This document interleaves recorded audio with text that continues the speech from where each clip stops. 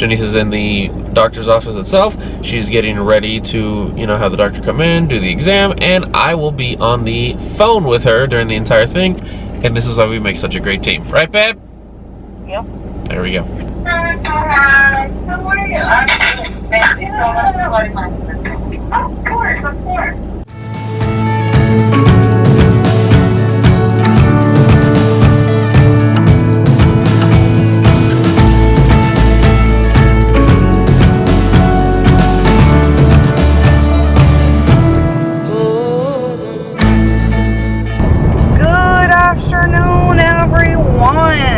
So, we are on our way to my doctor's appointment. I am on edge. I will be getting results of my ultrasound. And also, for all you ladies out there, you know what I'm talking about. It's that yearly gyno appointment. If you guys don't know what I'm talking about, you're lucky. You're a guy. We have to do this once a year. It is an exam to check out the health of our vajayjay. You ever say? Interesting word on it, but yes. Vajayjay, yeah. It is not comfortable. For me, it's not. I don't like it. I don't think it's comfortable for anybody. Some women are like, whatever, it's not a big... No, I don't like it. Feeling cold tools inside you, I mean, and they're go deep. Ugh. Anyway, guys, so we're on our way. I am nervous. I'm uneasy. A lot of people think it's easy to vlog during these stressful situations. It is not. I don't want the camera into my face. I don't even want to think about a camera. I don't know what to say. I'm not prepared. I'm anxious. I just jibber jabber, as you guys can tell. But I still record for you guys. Why? It's educational. There's things we're going into. We had no idea. And we're gonna get educated real quick. All I'm gonna say, let's see how this appointment turns out. And depending on the appointment, I will, you know, tell you guys more information on the situation. If it doesn't go well, I may need more time to process, honestly. This is not easy. I need time for me to just absorb all this before letting the whole world know. So, guys, I'm driving. Janice is being my cameraman. Camera woman. There you go. Sorry, it's 2020. Sorry.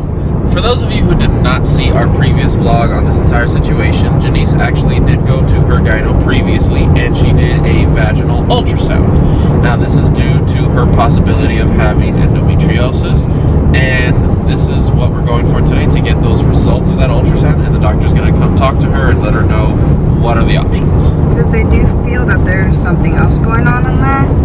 I hope it's just a simple cyst, because I did say... Could be. I have gotten those in the past multiple times. Whatever. Only maybe one time it was really bad. I actually went to the hospital for it, and like my belly was really big. It looked like I was pregnant. Yeah, it was pretty painful. Now, a lot of people do ask in the comments, like, do you guys have it, or do my family has a history of something? Actually, we do. My mom is not big on telling me family history, the health of our family. I don't know why. She just feels like if it's not told, it's... Yeah, if you ignore it, it'll go away on its own and it's not real. Or if you pray it away, it will heal you for sure. That's what she tells me with all my conditions. She either tells me it's in my head or to pray it away. Anyway, so literally last year, you know, my mom was talking to me about what was going on with her body, her changes. Of course, you know, she's at an age for menopause. And she is the oldest sister out of 7 kids. Yeah, that's right. That's how I was saying. The oldest sister? The oldest sibling out of 7. No, the oldest sister sibling out of 7. But she's like the second oldest out of all the 7. Oh, that's right. But anyway. Yeah, you're uncle. It sounds weird. Her younger sisters went through menopause a lot quicker than she did. So she was like, there's something wrong. But she was able to get through it. And during that struggling time, last year, she let it slip that my family actually has a history of premature menopause. What that is pretty much exactly what it sounds like. Yeah. You get it premature. You get it when you're younger than what you should. Yeah, and when I say younger, my mom told me one of my aunts, you know, went through menopause at 25. When she told me this, I like dropped my mouth and I was like, why didn't you ever tell me? And she's like, I don't think it's a big deal. So that is a little bit, you know, on my mind. It's heavy on my heart. Just thinking about it just kind of makes me have butterflies in my stomach. Because we do want to have children.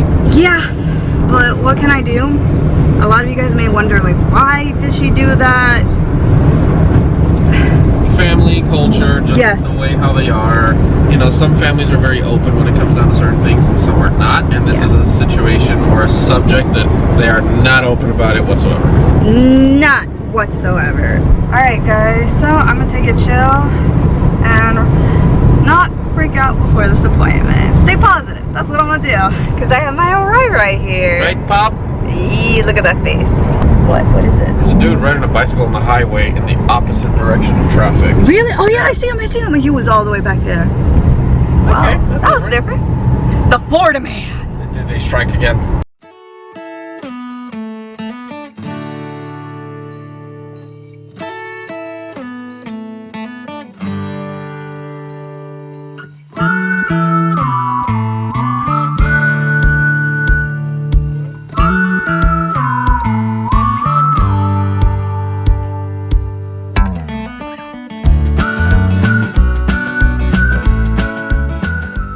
So as Janice texts in to the doctor's office, I'm going to be recording. Now, what they do is they do not allow anyone inside. Like, you have to first text, let them know your name, your appointment time, and then someone's actually going to call or text you, or they'll come outside and they'll see your vehicle and they'll say, here, it's your turn, whatever, you go inside.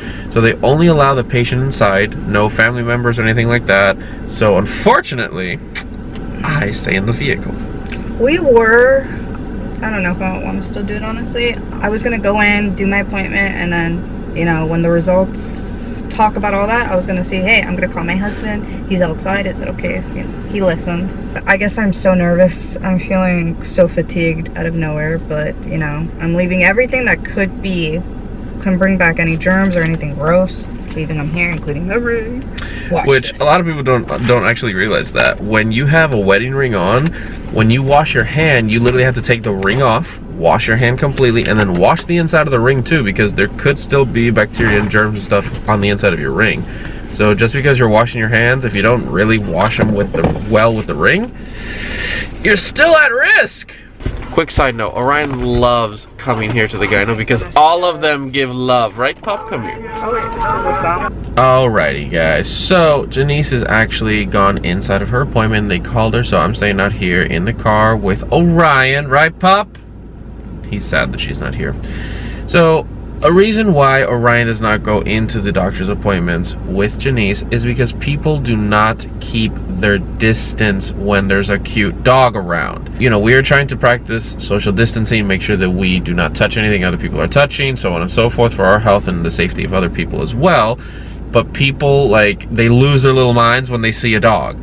And it's happened to me while I'm taking Orion out on our morning walks, that people want to come right up to him, and I have to, like, grab him and be like, no, please don't touch my dog. And they're like, oh, but why? And I'm like, are you kidding me right now? You know? So, unfortunately, we avoid this problem by just not going inside. And it's really frustrating because he is Janice's medical equipment. You know, he is her service dog, and we want to use him as her service dog all the time. But unfortunately, most people do not. On a normal day, they don't follow any rules when it comes out to service dogs. So on these times, it's even worse. And you know, we can't keep a safe distance from people when they just want to come up and pet the cute dog, you know what I mean? But if they're sick and they're touching our dog, you see the cross-contamination that I'm talking about. So unfortunately, he does not go inside these doctor's appointments with her for that reason. So like Janice said before, this is a very nerve-wracking appointment. This is not something that is usual. You know, she's doing her yearly checkup, pap smear, but at the same time, it's a follow-up of the ultrasound to see if they tell her if she can or cannot have kids. And again, we do want to have kids, but with all her medical history and the family history and issues, stuff like that, that's where the concern comes up, and that's why we are here. So between all of this, it is very nerve-wracking, frustrating, getting anxious over it, because it's not fun when someone tells you, hey, something's wrong with you, you can or cannot have kids, and that's not easy to deal with, especially at such a young age. We have our lives ahead of us, we have plans, stuff like that. So we are here to support her and help Janice in any way, shape, or form that we can. And that's where we are. Plus, there's the bestest boy there ever was and ever will be. Right, Pop? Yep, he's a good boy. He just chills here in the car in his little seat cover and relax. Now, the cool thing about our seat cover, it actually like zips up right there. So we can close it off, but I don't close it off because I want to make sure that he gets some AC to him. And, you know, we have a whole bunch of supplies and cleaning and gloves and masks in the back of our car. Right, bud? Yeah, he's a good boy. Hi, bestest boy. Look at that face. How can you deny such a beautiful face? Look at him. He's gorgeous. And he knows it. Alright guys, so I am actually on the phone with Janice. Janice, say hi. Hi. So, at this point, we are going to be continuing like this. Janice is in the doctor's office itself. She's getting ready to, you know, have the doctor come in, do the exam, and I will be on the phone with her during the entire thing. This helps so that, you know, if there's something that she doesn't remember, she misses the question or something, that I am there to help her and remind her, and vice versa, because sometimes I remember stuff she doesn't and she remembers stuff that I don't, and this is why we make such a great team. Right, babe? Yep. There we go.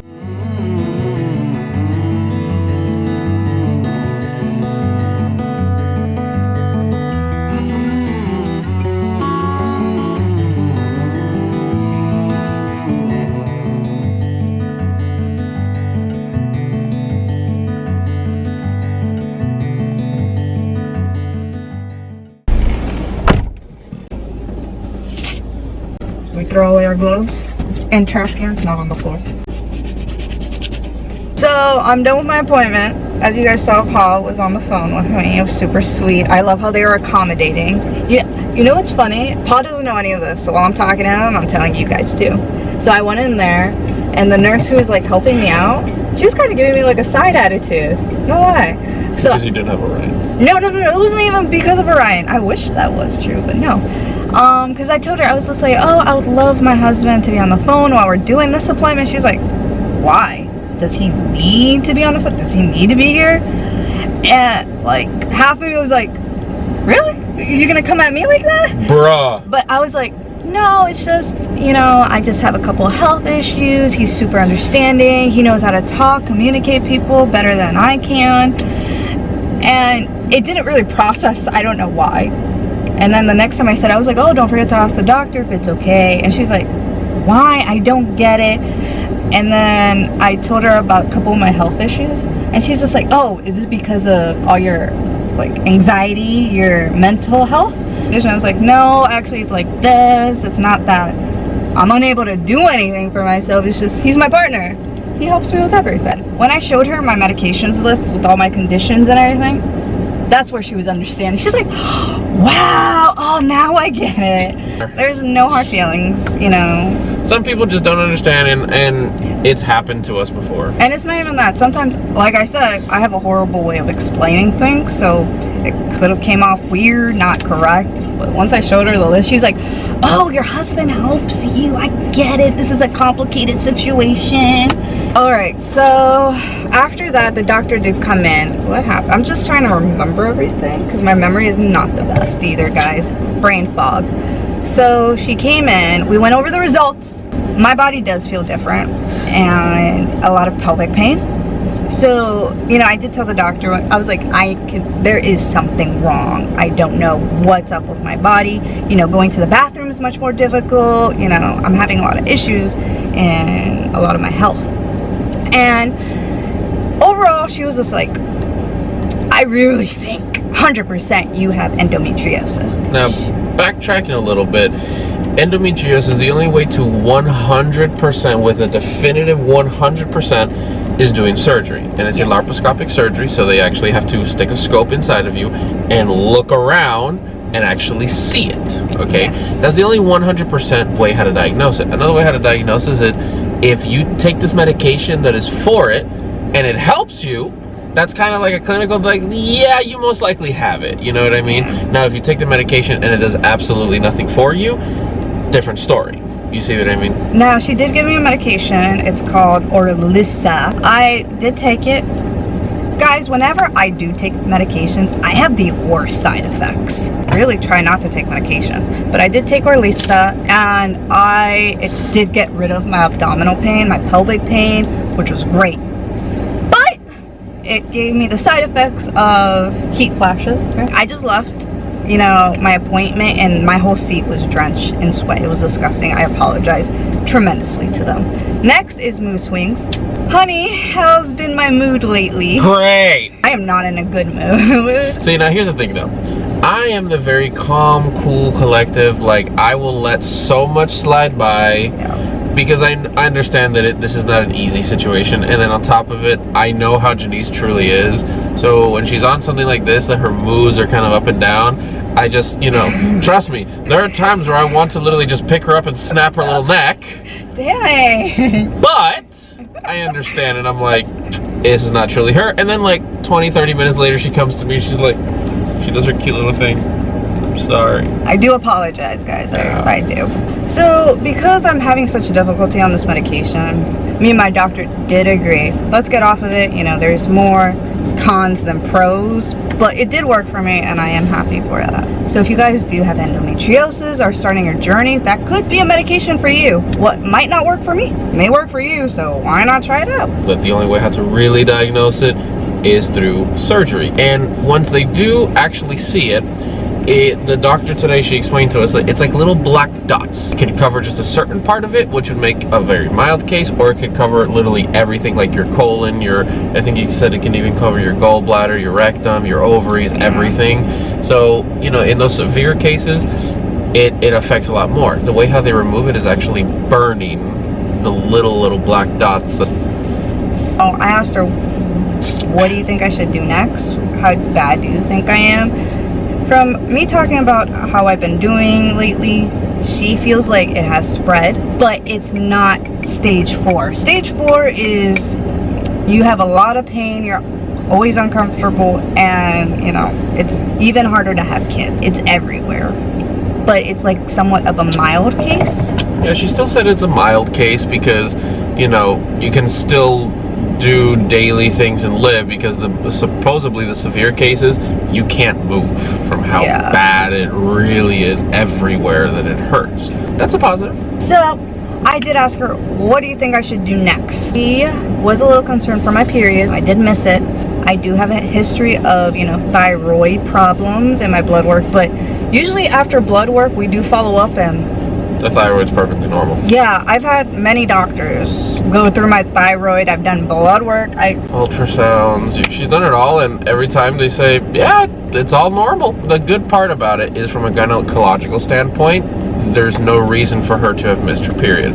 So she said that's a good thing, because it's not like there's something actually wrong. It's something else that's leading to it. And it's not that you're never going to get your period again, or it's detrimental, but with thyroid issues, you could miss your period. It could give you irregular periods. Yeah, so she definitely wants me to go see a, how do you say it? Endocrinologist. Endocrinologist. Gosh! And definitely wants me to, you know, get some workup and make sure everything's a-okay. So, what is the next step to your family? What? So when I say that, I mean, you know, we did talk about having family. Just with my conditions, health issues, my doctor and I came to a conclusion it's best to have kids sooner than later. People who actually have endometriosis, when you have kids, and the doctor actually said this, that it actually clears it up, and you will be symptom free for like 1, 3, up to 5 years. Yeah. And she's like, that actually happens more often than it doesn't. So I was just like, that's kind of a different solution. Like, here, have a child, and your endometriosis kind of goes away for a while. Backtracking, when you do the surgery, it's not a permanent solution either. They burn the endometriosis that is currently there, but endometriosis feeds off of estrogen, and it's gonna come back eventually. So even the surgery only lasts 1 to 3 years as well. These are the next steps. She wants me to go see an endocrinologist. Endocrinologist. I don't know. I just stop at endo and I'm like, what's the word? Next word? Anyway, endocrinologist. Then she was like, you have 2 options. You know, we have a really good surgeon, because she really wanted to know in depth, like, how bad is it? She's interested, you know?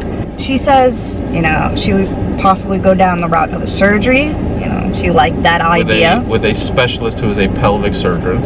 And then the next option was, you know, have a child. And she's like, I know those seem crazy, but you know, both of them help with the pain, you know, make things easier. A lot of you guys may be like, why not birth control? But my other health conditions, birth control really is not the best for me. And some birth controls have estrogen, and endometriosis feeds off of estrogen. So you actually have to be on birth control without it.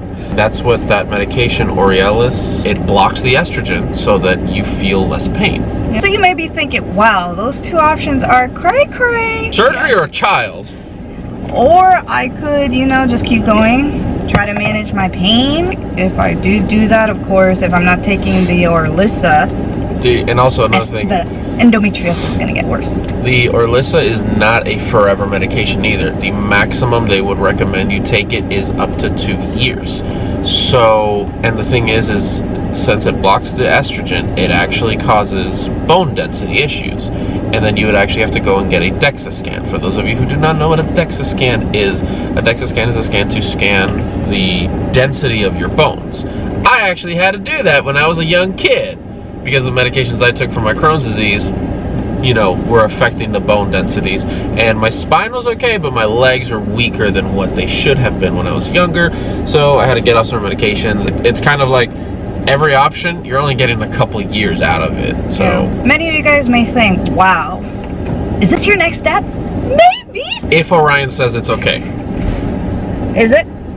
So I'm excited for the future, and this is gonna be an exciting year, guys. So, and there's a lot more changes that we have in the works. A lot more changes. So guys, we're excited. I'm happy I could finally relax. Be healthy. I drink lots of water, that's why. Be healthy, be happy. That's how the song goes. Come on, get to it. So guys, we hope you enjoyed this adventure, and we can't wait for the future. So for now, adieu and good